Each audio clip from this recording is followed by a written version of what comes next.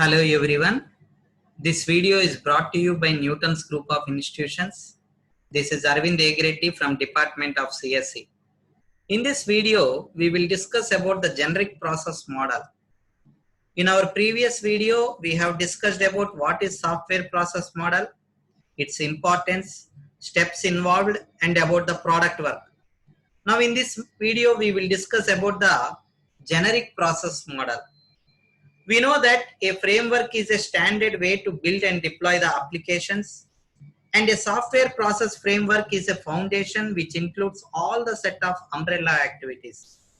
And it also includes number of framework activities that are applicable to all software projects.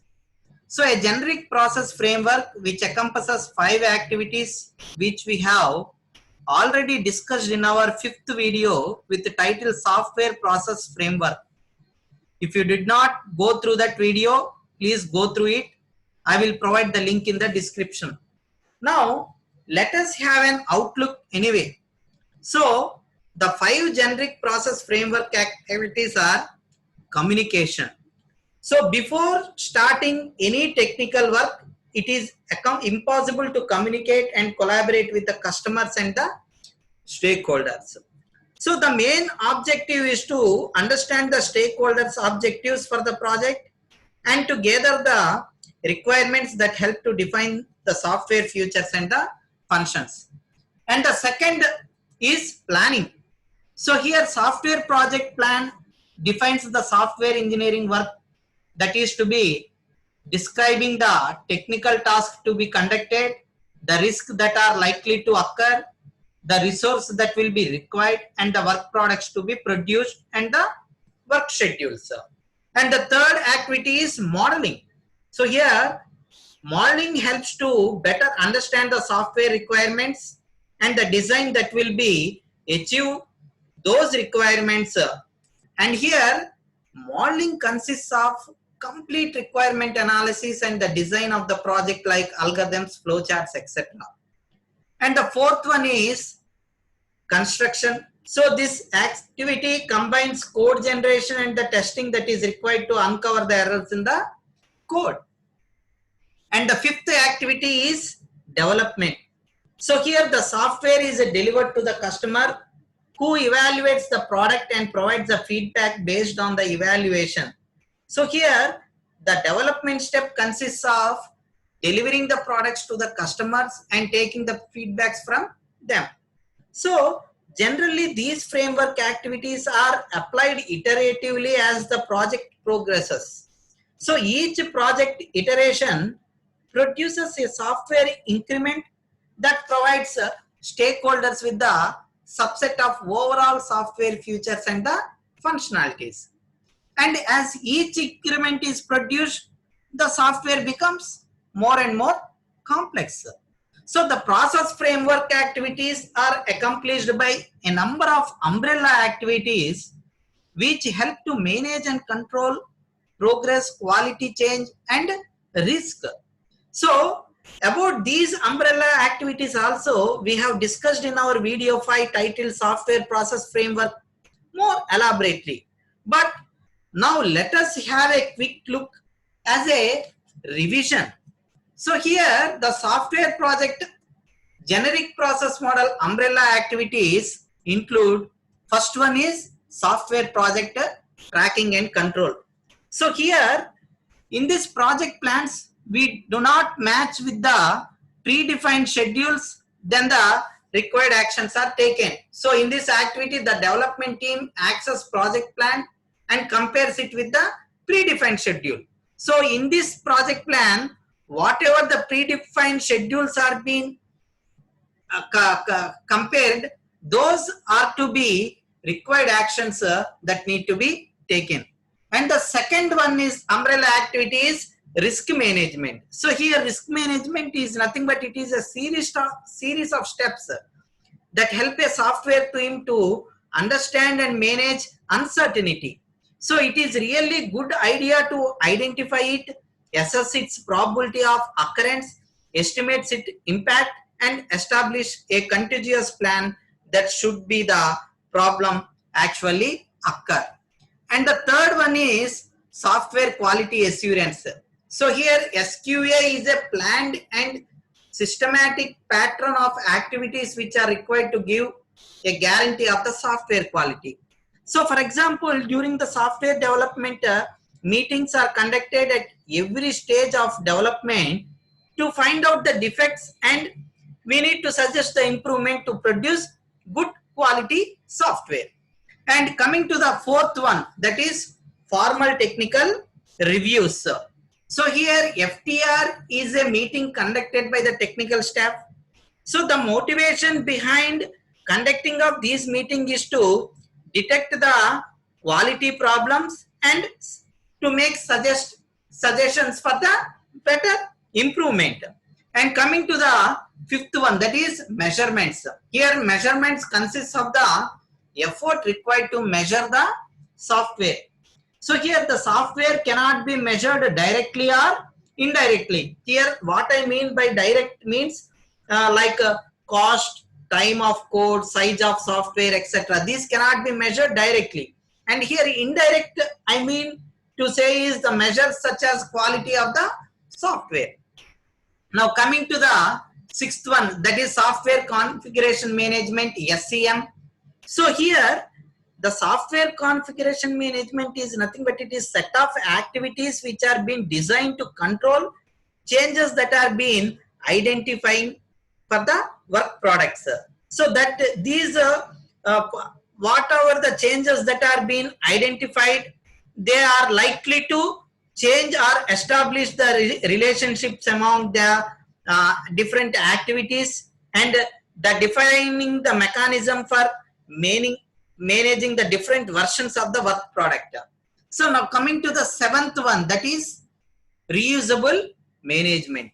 So here the reusable management, this includes the backing up of each part of the software project that is correct, or any kind of support that can be given to them. So at the later stages we can do update or we can upgrade the software as the time demands. Next is work product, preparation of the product. So this which encompasses the activities required to create the work product, such as models, documents and lists. Now coming to the process flow, here the process flow which describes how the framework activities and the actions and tasks that occur within the framework activity are organized with respect to sequence of time. So here a linear process flow executes each of the activity in sequence process, and in an iterative process flow which repeats one or more activities before proceeding to the next one. So here the first figure which shows the linear process, here in the linear process flow executes each of the 5 activities in a sequential order, whereas in an iterative process flow which repeats one or more of the activities before proceeding to the next one. So and the next one is an evolutionary process. So here an evolutionary process flow executes the activities in a circular manner, and each evolution leads to more complete versions of the software. That is what we can see in this figure. And the fifth one is a parallel process flow which executes one or more activities in parallel with other activities, that is shown in this particular figure. Now coming to the defining framework activities. So here defining refers to specifying what actions are appropriate for a framework activity. So it gives the nature of the problem to be solved and also the characteristics of the problem doing the work and the stakeholders who are involved directly or indirectly in this particular activity. So for a small software project, the communication activity includes concatenating the stakeholders, discussing the requirements, generating a brief statement of requirements, and get the review and approval of it from the stakeholders. And coming to the Whereas in case of complex projects, the communication activity might have 6 distinct actions: inception, elicitation, elaboration, negotiation, specification, and validation. Now, once after defining the framework activities, we need to identify the task set. So here, for identifying the task set, what I mean by task set is we need to define the actual work to be done to accomplish the objective of software engineering action. So here we need to define the list of tasks that need to be accomplished and the list of work products to be followed, and also a list of quality assurance filters what we have to apply. So if we take an example for small projects, the task set may include the list of stakeholders for the project, the informal meetings held with the stakeholders to identify the functions required, or we need to discuss requirements and build a final list, then we need to prioritize the requirements. So we need to check the task that sets to achieve the goal, and still we need to maintain the quality. Now coming to the process patterns. So here a process pattern provides a template for describing the problem solution that is being encountered during the software engineering work. So while describing the process framework for any template, it must have a pattern name, which is a meaningful name which describes the pattern within the context. And this focuses the environment where the pattern is being encountered. And this pattern type need to be specified. So there are basically 3 types of patterns. One is stage patterns, task patterns, and phase patterns. So these stage patterns, they define a problem associated with the framework activity for the process. So a stage pattern has multiply related task patterns.